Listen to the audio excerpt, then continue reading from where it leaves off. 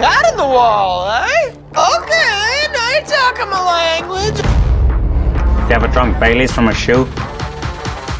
Oh, great. Thanks, Mother, for replacing the baby aspirin with LSD. How much you want to make a bet I can throw a football over the mountain?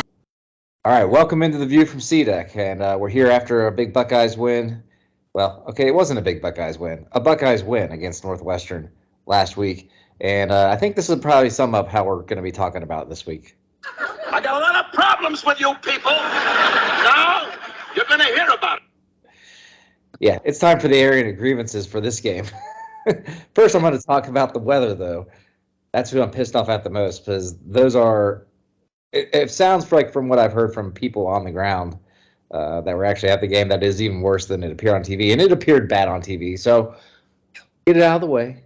Weather made a difference. It definitely affected our play.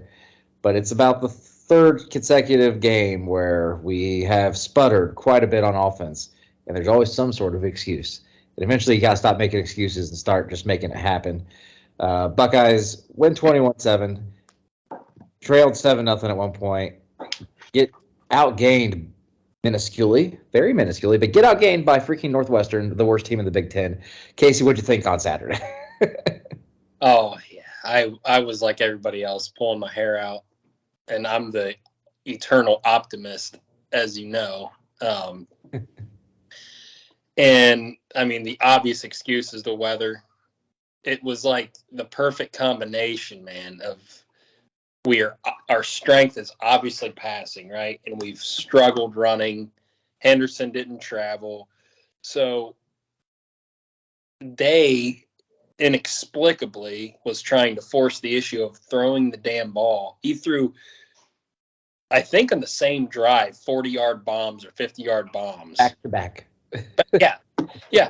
Like, that was the what are we doing? Yeah. That was my what are we doing? Damn it, he stole it. Oh, okay. And it's like, I get it, that's our strength, but oh my God. So we tried to force it, and then we finally realized, okay, we can't pass. And then we're not a great rushing team the last 3 weeks. So it was just like the perfect storm, literally and figuratively. Yeah. But it's still concerning because they were ranked like 111th in rush defense, something like that. I mean, they have that really good defensive tackle. See, a D tackle? They have a D tackle. They have a linebacker also that's pretty good. They have some dudes. I mean, I thought they actually played kind of well. That safety they moved from corner to safety they were talking about, he had some huge hits on my end, just flying up. Yeah. And mine didn't really have his best game. I mean, he had 2 touchdowns, and that was the difference in the game. But it was almost more like Henderson style back there at times. Like he was kind of dancing too much, where the Northwestern running back was going north and south, and it was working. We couldn't figure out the Wildcat really. We did eventually when it mattered the most, and we had to get a stop. But I mean, the defense I didn't think played that bad. We only gave up 7 points, but it seemed like at times they could run it well. But then you look at the stats, and we had the same amount of rushing yards roughly, and we had 15 less carries. So it's not all bad. I'm trying to shed a little bit of light on it, but my confidence going forward to the game definitely dropped. Significantly. Now I am praying for good weather. Praying. Yeah. Because it is very clear that we are not a good team in bad weather. Like, we just are not going. Day's game plan was definitely hoping to be able to just take advantage of the quarters that we had the wind to our backs and still be able to throw it then. Mm-hmm. And the problem is you couldn't, because it was 80. There was literally an 80-mile-an-hour wind gust that got recorded. He underestimated the wind. I mean, I've never. Yeah. I'm not very old, but I've never seen a football game where the football moves on the line of scrimmage. Twice. It happened twice. Yeah. I saw it once, okay. Yeah. And even the announcers were like, I don't think I've ever seen that before. And it didn't move a little bit. It moved like 5 yards. Yeah. At first I thought we had a delay of game. I'm like, what? What's going on? I'm like, oh, wait, never mind. Ball blew away. Okay. Yeah. it was bad, but the game plan was even worse, I thought, from the offense. I was expecting after last week to see some freaking screens. I was up and down last week from the screens, and I'm thinking, if there's a time to run a wide receiver screen, it's today. Yeah, it's today. The only thing I'm going to take positive, I'll get to the positives at the very end, because I'm going to be mostly negative here. I'm not impressed right now with Ryan Day's play calling. The last few weeks, I have not been impressed with it. You know, we all kind of, at this point, I think, know the weaknesses are that he's not patient. That was clearly on display in the second quarter. First quarter, obviously, you're going into the wind. It was a nightmare. You know, they know you're running the ball. We know you're running the ball. There's a reason that the only points came at the very end of the game for us of teams going into the wind. Because it's hard. When the other team knows what you're doing and knows you can't pass it, they don't care who they are.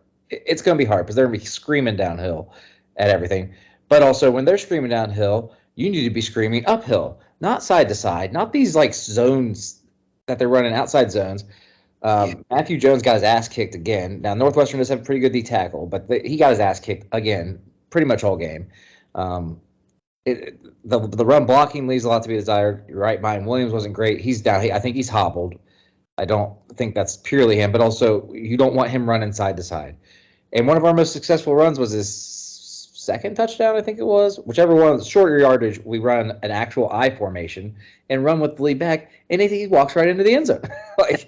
like, oh yeah, if you actually like put a lead blocker and then go straight at them, then coming downhill doesn't matter quite as much.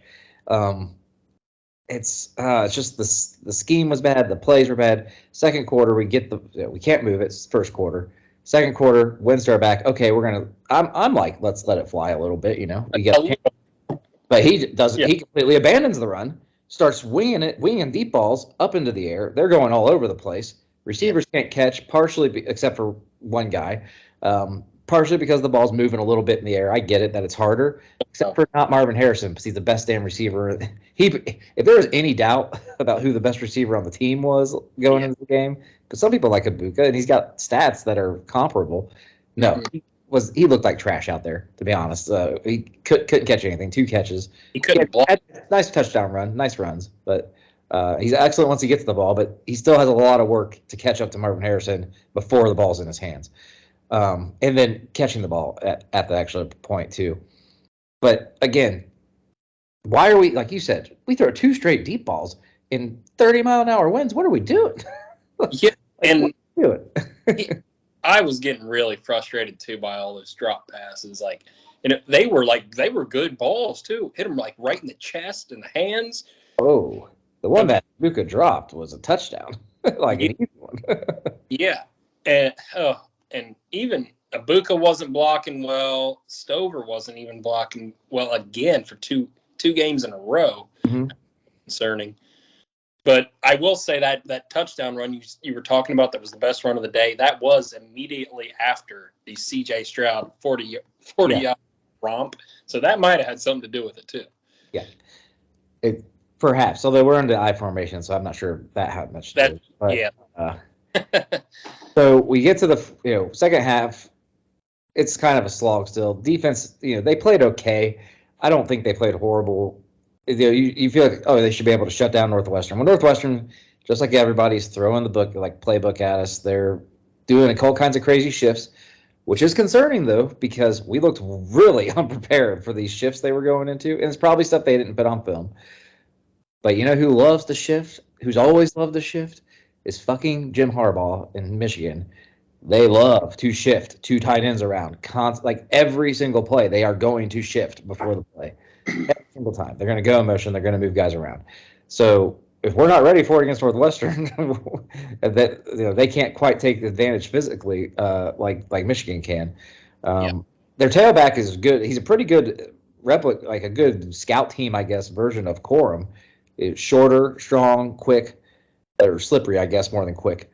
And we didn't shut him down at all. He didn't go nuts on us, but we didn't shut him down. And they get 200 yards rushing in a freaking windstorm.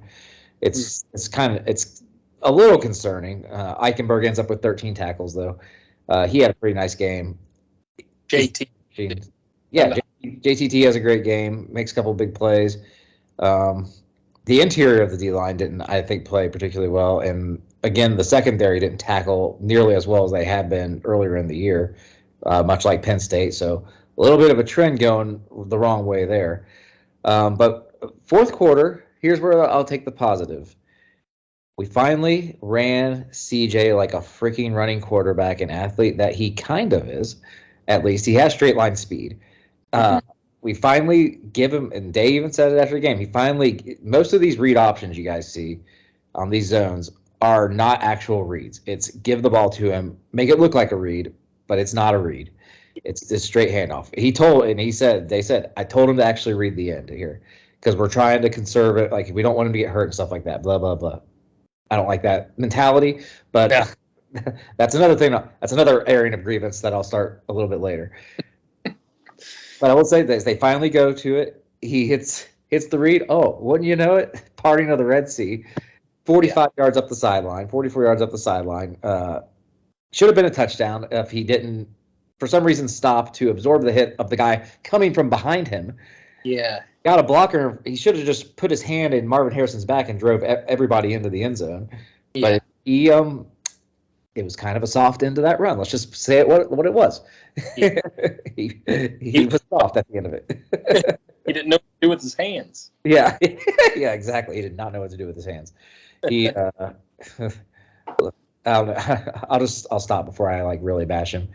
But it's kind of part of why you see maybe why he doesn't run, or maybe why we should run him more, just so he can get used to doing things like that.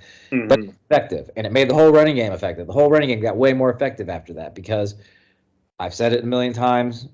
A lot of people have said it. You're in a zone running scheme out of a shotgun. Cannot run the ball effectively unless you have a completely dominant O-line, which we do not have. That's official. We have a good O-line. They are not a completely dominant O-line, and they wouldn't. Georgia would shut us down like that. Like, we wouldn't run for shit against them. Unless you have a running quarterback threat, though, to even out the numbers and keep the defensive ends and the guys on the backside honest. At the very least honest, or straight up punish them if they're not being honest. But if you never keep it on the reads and you never are a threat, then they don't have to be, and they crash down and it's over. Yeah. For 1 yard gain. Mm-hmm. But now, maybe it gets in Day's head that's done with. We're done with that for this year. CJ can run. It's time to play big boy ball. You gotta put them. You can't protect your babies forever. You gotta put them out there in the real world where they get hit. The thing that concerns me a little bit about it, because that was definitely a big positive for me coming out, is that he probably was not expecting to have to release that against Northwestern. Mm-hmm. Of teams. That would have been nice if the first time he did it all year was against Scum. Yeah, it would have been. But it is what it is. You got to win the game. Oh, yeah. And we had to start running the ball. He did have to. He did it when he had to. And even if it won't catch him by complete surprise, it'll at least keep him a little bit honest now. I'm hoping to see maybe 3 or 4 runs this weekend. Yeah, I think we need to do it consistently. I think we need to keep doing it, because if you wanted to actually respect it, you have to keep doing it. And I think he's not a great runner. He's got good speed. He's got good athleticism. I was telling Jason, I ran the ball twice in a game in my high school career. I played linebacker. I was all conference linebacker. I was a good linebacker. I'm a good athlete. Both times, the first time I had an interception, I thought I had a pick six, because I thought I just need to beat the offensive tackle around the end after it was a bad throw by the quarterback. And then once I beat him, I'm gone. Well, their quarterback also happened to be their starting free safety. And I did beat the tackle, and then I got annihilated because I just not used to running the ball. And I'm like, oh, there I go. Bam, I'm on the ground. What happened? Oh, yeah. Quarterback's athlete put me down. Second time I did it on a fake punt, or not a fake punt. It was a busted punt. We screwed up. The punter ended up just tossing me the ball. We needed 15 yards. I gave 8. Then I tried to make a cutback in the middle of the field, and it just looked like I didn't cut. I just kind of went and got tackled. Didn't really, because I'm not used to running with the ball. That's what C.J. Stroud looks like. He's not used to running with the ball. He doesn't slide. He doesn't take on hits properly. He doesn't run through contact. He just kind of just falls when he gets to the end of the run. And I don't want him to be Braxton or Fields or JT. I just want him to, if it's freaking wide open, take 8 yards for the first down and get out of what? Guess what happens later on? They start sucking up when you move up in the pocket, and it becomes wide open down the field. It's going to help you out doing what you want to do, which is throw the ball. Yep.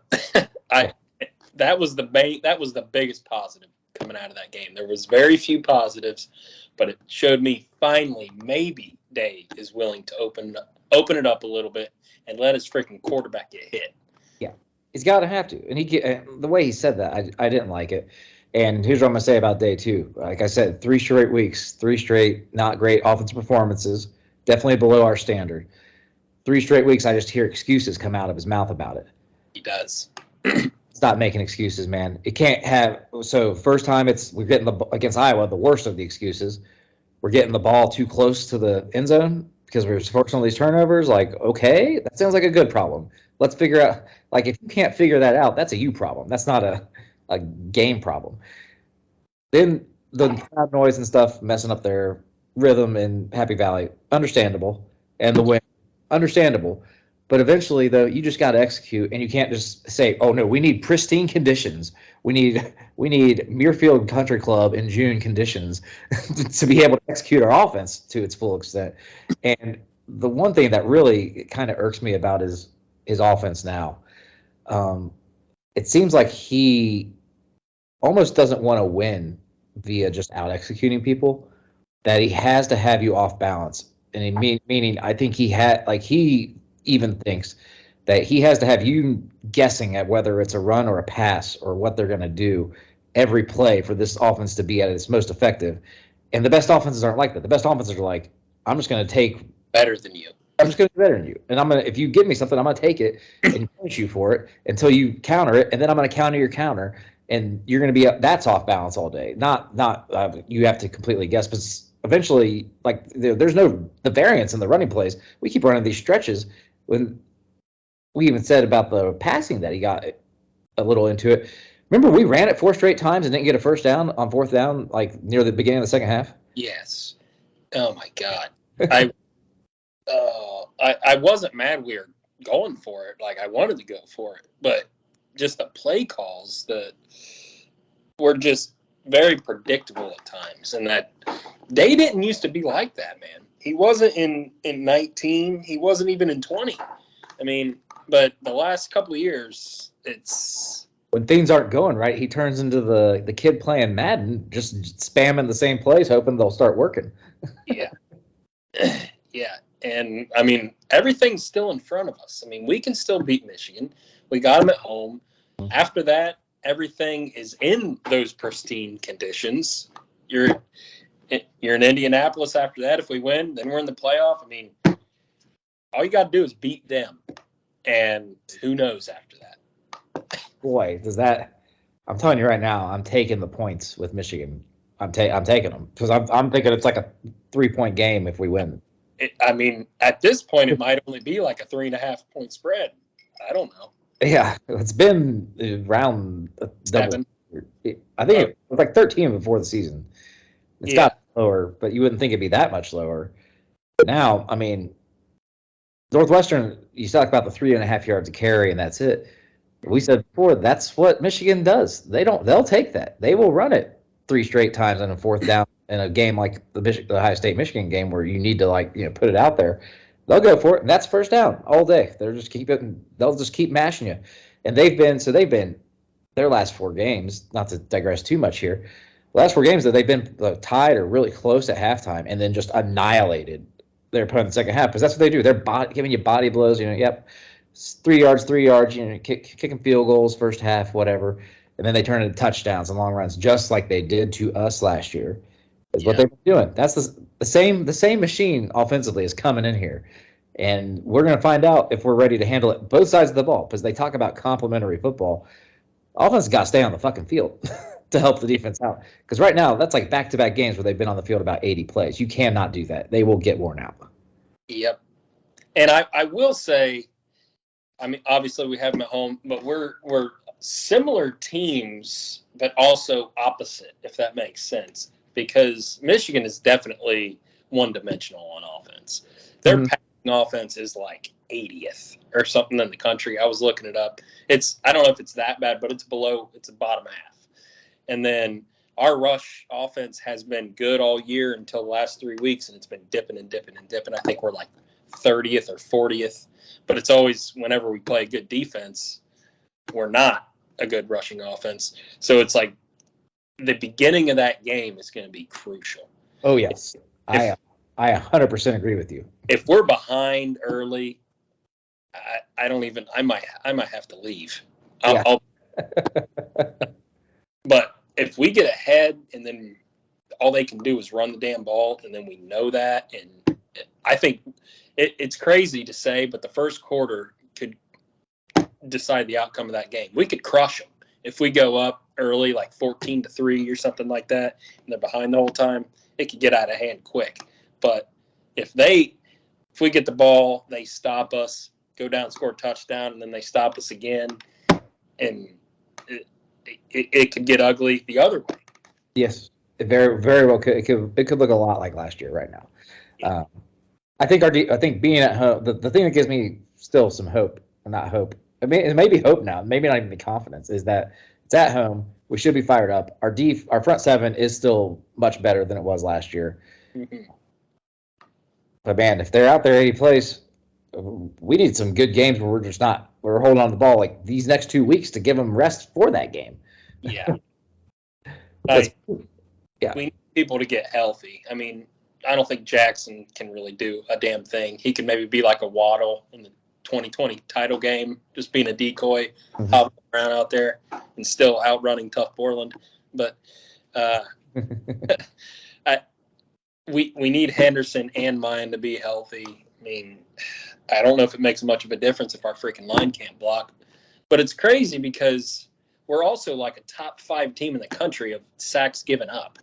And Stroud's not exactly the most mobile, eluding sacks type of quarterback. He's gotten away from a few, but they can obviously pass block. But oh man, so. Well, we need the wind to stay. We need dry and mild conditions, please. If it doesn't snow, I think it's like a coin flip game. If it snows, I'm not feeling good. No. But we still have a couple more weeks to iron out the kinks. Yeah. We'll start with Indiana Hoosiers this week. Now, last week we spent like no time talking about Northwestern, so we thought it'd be a cakewalk. And I will say we don't cover, but we get the under. So I think both of us had that split. But I think both of us would not have picked the cover had we known 50-mile-an-hour wind gusts were coming when we recorded that. So I'm giving us a pass on that whole game. Because I know once I heard that, I'm like, once I saw Noah Ruggles kick and Warren going backwards, or a hit ball, yeah, I'm like, oh, we're not covering today.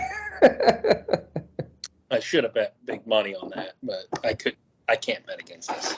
Oh, the under is what you should have bet the big money on at that point. It's still it went down like 3 points right before the game, which is huge movement. But it went from like 61 to 58. But it still was an obvious nobody's scoring in this game. So going to back home though, finally after a couple weeks, to play Indiana. Northwestern's the worst team in the Big Ten. Indiana's the worst team in the Big Ten East for sure. Just got their shit pushed in by Penn State.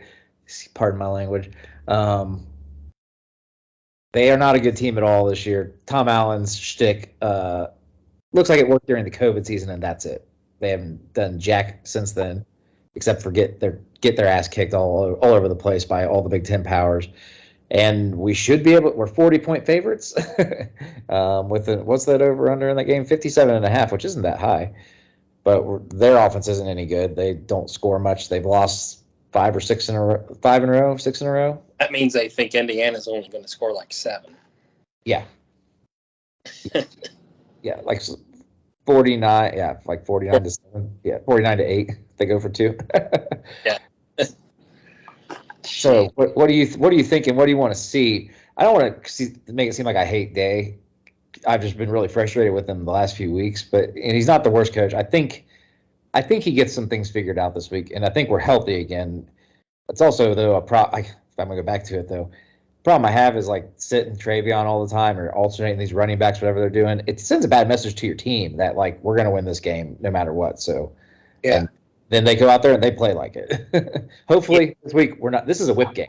To me, this is a total whip game. You have to get them back into playing good ball.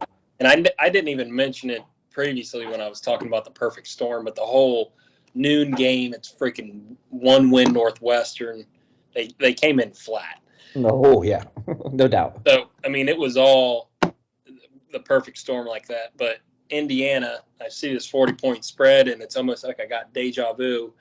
But they've been hearing the talk. I mean, they say they don't listen, but that was embarrassing. Even though the weather did what it did, I'm hoping we get both running backs back and we make it an issue.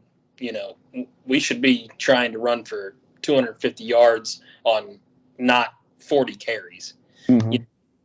I just want to see us get healthy. I hope Jackson doesn't try to force it. I think he'll play eventually in this season. And the defense, I want to see us shut down their run game. I don't know a whole lot about their strengths, but They average 78 yards a game on the ground. They are awful running the ball. If we don't shut down their run game, it is time to just ring the alarm bells. It's time to we're a DEFCON 5. it'd be great to see a shutout. I mean, we're at home. I don't know what the weather's going to be like this weekend. It's kind of hard to know 4 or 5 days ahead of time, especially in Ohio, yes. But yeah, I'm hoping to see a complete dominance on the defensive side of the ball, and I want to see us be able to run the ball. I assume we can throw it against these fools in good weather. But yeah, I just want to see the main thing I want to see is defense and running the ball, and some C.J. Stroud runs, maybe 3 or 4. So Saturday is just looking cold right now. Should be okay though. But high of 40, it's going to be in the 30s probably at kickoff. So yeah, it's going to be cold, but good. We maybe that'll be the excuse this week. I don't know. It was too cold this time. It's only going to get colder. Let's get off the negative train. Indiana's a bad team. They get outgained by about 100 yards a game. They're not particularly good anywhere on defense anymore, which was their calling card of that year. They had the good year. They were pretty solid defensively. They only give 329 yards of ball. They're just like Northwestern, terrible offense. Only Northwestern's a more of a running team that can't pass at all. This is a passing team that can't run at all, but they're not a great passing team at all. So this should be a big day. But they've always given us a game too, though. Indiana always seems to. Yeah. That's why are you about to make our picks? Because mine, after seeing last week, would be we are not going to cover, especially because Indiana always seems to keep it closer than it should be. Although they did not last year. No. We and blew it's 40, which is also almost seems too high for what just happened. Yeah. So, but that's a lot of points. That's a lot of points. So I think I'm going to take Indiana too. And I'll take the over. We got to shut them out. Yeah. I'll take the over though on the 57.5. I think. I assume they're going to score something. It seems like something always happens. They end up with like 14, and we win like. See, that's the cover though. We got to win like. If they end up with 14, we got to end up with 56.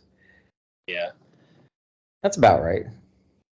Well, I said we don't cover, so like 49-14. Yeah, that's fine. That's like one over, but we don't cover. Yeah, right. Over, no cover. Over Indiana. Pretty lucky with my guy. I was like, hey, right before the game, like, can you find an over/under for turnovers in our game? And he's like, yeah, let me check. Like 20 minutes later, no, I can't find it. Oh well, sorry. I figured there'd be a shitload of turnovers in this game. 0. And I would have bet over on like 2.5, 3.5. I hope that neither team really tried to pass. Like once we stopped trying to pass the ball, limited the amount of turnovers there could be. Yeah. But I mean, yeah. Let's get the bad taste out of our mouth, though. Let's go put it on Indiana. Even if we don't cover, I just want to look good, especially in the run game. It needs to look good. It hasn't looked good for 3 straight weeks now. It needs to be fixed. When's the last time both backs played the whole game? I can't even remember. Was it before Iowa? Iowa would be the last one. Iowa They both played. played, yeah, and did nothing. I think 38 yards was the highest of the two. Because the crazy thing to me is, like, okay, I thought our run offense played great all year until Iowa, and then it's like, okay, Iowa's by far the best defense we played. Right. It's like, oh, that makes sense. I wish we would have played a little better than we played Penn State. They also have a really good rush defense. We struggle again. Or they do not. They don't have a good defense? Rush defense. Michigan ran for 418 yards on them. I think that was an outlier, though, wasn't it? Maybe, but it's probably due to a competition more than anything. Yeah. You give up 418 yards rushing in a game, I don't care what game, what do you do in the other game? You're not a good run defense. But I guess my point was those were probably the two best defenses. Maybe Notre Dame is better than Penn State. I don't know. Yes, definitely. But those two defenses you play, you really struggle. And you've played well all year before that. And then you play Northwestern, and you still struggle. It's like, I get the good defense was not an excuse, but it made sense. Mm-hmm. So why did we struggle more against Northwestern than we did against freaking Wisconsin? And even Notre Dame, we ran the ball better, I think, didn't we? We didn't. Oh, yes, definitely. I mean, we only scored 21 against them too, but I can't remember. We ran all over them though the second half. That one drive Mayan had, and then Travion had like a similar drive the next drive. Yeah, so I don't know if it's just maybe we're getting complacent, or that was the one thing that was just kind of confusing to me.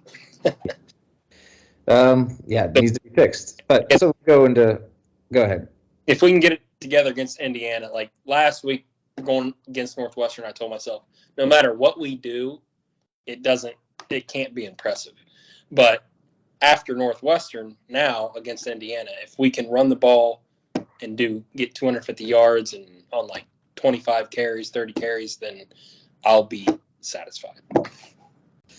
All right, so I know where I stand, but we always talk about our confidence level in the Buckeyes winning the national championship after this week. Mine's gone down significantly, both because of what Georgia did, and they look like the complete team right now. It could have been a lot worse. Don't be fooled by that final score. They called off the dogs once they got up 21. They just decided we're going to play keep away for the rest of the game and not let Tennessee get on track. Now, I'm not convinced Tennessee's as good. I think I got fooled into them a little bit. I think more about their games, like their win against Alabama, that it was more the classic upset where you just get up big early and then you're close enough at the end of the game for a couple things to break your way and you win. Wasn't actually that good of a win, especially after seeing – but they destroyed LSU. Anyway, point being, I think Georgia's the real deal, and right now I don't think we can beat them. And the scum game scares the crap out of me too, because if it's not good weather, I don't know if we can beat them. Yep. I'm basically on the same page. I mean, I'm probably not as low as you just because of my constant optimism, but Georgia's clearly the best team. I'm hoping maybe there's eventually I don't know when the last time somebody repeated. It doesn't happen very often, so maybe they'll stumble. But 11 and 12, and they shouldn't have been 12. We should have been playing them, not them. Yeah. So, I mean, they're clearly the best. If we can get past scum, we got them at home. I think we can. We get them in good conditions. I think we might be the only team that can actually give them a game in the country if we're playing well. We got that combination. I don't know who else really could. I guess Alabama, but they can't. They're not. They're done. Not gonna get their shot. Yeah. So, I think if we beat scum, we're not going to play until the title. So I mean, you make the national title game. Who knows, that type of thing. But if I were a betting man, which I am, I still would not bet on us. All right. Yeah, neither would I. Real quick, we'll do some predictions for the CFP rankings coming up tomorrow night, or I guess tonight by the time you guys see this. We're recording this on Monday night. Oh, also, real quick, Buckeye basketball team 91-53 win over Robert Morris to start the season. Good job, Bucks. But tomorrow, I expect it to look a lot like the AP, except I think Tennessee will still be ahead of TCU when we do the top 5. I can look at that real quick. But I think do your top 6. Top 6. Georgia's obviously 1. I think we'll be 2 still. I think Michigan 3 for sure. Tennessee 4. This is what I'm predicting. They shouldn't be. TCU should be 4. I think Tennessee will be 4. TCU 5. Oregon 6. LSU 7. That's where we'll stop at, because that's pretty much where the cutoff is for now. Yeah, I'd say pretty similar. Obviously, no brainer. Georgia 1. I could see them putting Scum at 2, but I don't think they will. I don't think they will. That would be more of a knee-jerk reaction, like a Jason putting them at number 2, because they've been saying all year. Well, they've said since it started, it's the full body of work. So we looked like trash. We for sure did. But I mean, if we were ahead of Michigan by 3 spots before that, it's kind of quibbling a little bit to say, oh, they crushed Rutgers when we crushed Rutgers too. They also were trailing against Rutgers at halftime, so yeah, they just like steamrolled them. Yeah, so I'd put us 2, Scum 3, TCU 4. I think they will. It's the right thing to do, but I guess I won't be surprised at all if Tennessee's 4, Tennessee 5, and then I think their new freaking darling that anybody that beats Bama is their love child. LSU will be 6. Ahead of Oregon. Interesting. I really think they will. And people are back and forth on this, and I don't think it should be possible, but I really think they're trying to give LSU a route to make the playoffs if they beat Georgia in the title game. It's just so hard. I mean, they need TCU to lose. They do. And you see who they're playing this week. My parlay, baby. Texas favored by 7. I know. I think it's a bad line. TCU's covered like all these lines that have been kind of like disrespectful to them lately. They've covered them all, so I think they cover that. Texas was favored. That was one of my ballsy picks. Yeah. We should have known. We both picked Tennessee in that. Not to digress too much again. Yeah. Should have known. We should have known. That was all ballsy pick territory. I talked myself into it not being, but it was, and then it was like after the quarter, I'm like, I made a mistake. I went 2 and 3, but my 2 ballsy picks I got right. The Texas and the Notre Dame. It wasn't really ballsy, but I considered it ballsy. Well, the thing is, I was going to pick both of those games, but since we basically had the same games picked, I switched both of those out. But I got actually both the ones I switched in right. So the only ones I missed were Tennessee and Ohio State. And Ohio State was, like I said, I wouldn't even come sniffing that game had I known the weather at the time we made those picks. Had a third person making picks, you might have kept them because you're not going to make the same picks as the only other guy making picks on here. Yeah. But like I said, it didn't matter. I got the ones I switched them in. Yeah. Right. I think I 2 and 3, and you were 3 and 2. Yeah. I got lost. I got Oregon right. I got LSU right, obviously, and I got what was the other one? I know I went 3 and 2. I can't remember what the other game I picked was. I can't remember my other loss, but I picked Illinois. Oh yeah, that was a big loss. That was bad. Not good.